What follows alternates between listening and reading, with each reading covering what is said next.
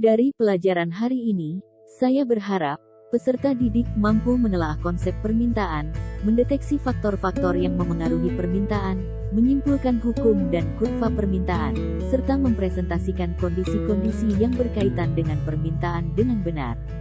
Untuk lebih mudah memahami materi pelajaran hari ini, saya akan tampilkan terlebih dahulu video aktivitas yang ada di kehidupan sehari-hari yang dekat dengan materi pelajaran ekonomi hari ini. Silahkan kalian amati. Jelaskan, apa yang sedang dilakukan seorang ibu dalam video tersebut. Menurut kalian ibu tersebut termasuk pelaku ekonomi yang mana?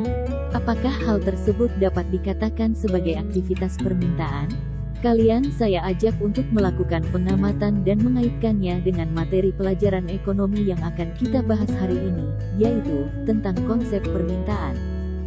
Saya sampaikan dulu ruang lingkup materi konsep permintaan ini melalui peta konsep berikut, terdiri dari pengertian, macam permintaan, faktor yang mempengaruhi, hukum dan kurva permintaan. Mari bersama-sama kita mencoba menjelaskan maksud dari permintaan. Seperti sosok pemuda yang ada di layar ini. Permintaan atau istilah ekonominya disebut demand. Adalah kondisi sejumlah hasil produksi yang diinginkan konsumen pada tingkat harga dan jangka waktu tertentu. Dalam pengertian tersebut terdapat 3 hal utama, yaitu harga barang, jumlah barang, dan dilakukan oleh konsumen. Dalam ilmu ekonomi, permintaan ada berbagai macam jenisnya. Diilustrasikan seseorang yang menginginkan sesuatu namun tidak memiliki kemampuan ekonomi. Permintaan ini dikatakan sebagai permintaan absolut. Yang kedua, diilustrasikan seseorang yang memiliki kemampuan ekonomi namun belum memutuskan untuk membeli. Permintaan ini dikatakan sebagai permintaan potensial. Atau secara mudahnya seseorang baru memiliki potensi untuk membeli. Kemudian yang terakhir, diilustrasikan seseorang yang memiliki kemampuan ekonomi, dan telah membeli. Permintaan ini dikatakan sebagai permintaan efektif. Itulah macam-macam permintaan, sangat mudah sekali untuk memahami perbedaannya.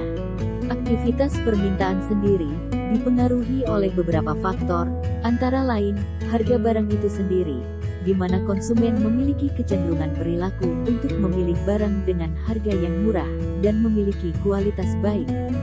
Faktor kedua, perubahan harga barang yang terkait.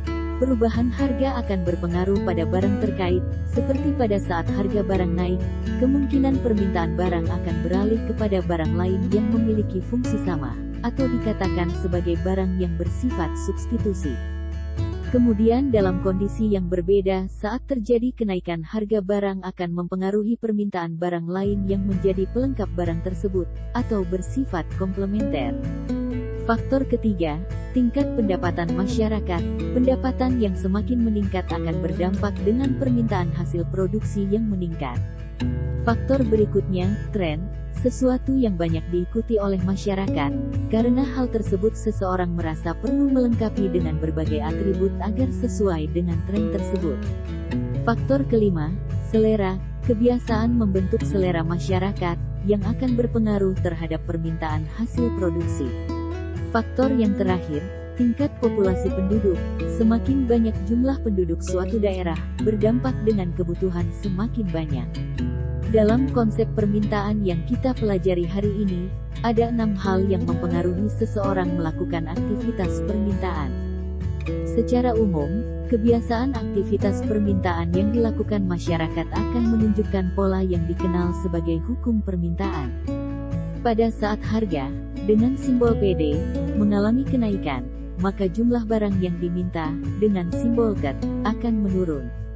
PD, artinya, price of the month, sedangkan CAT, artinya, quantity of the month.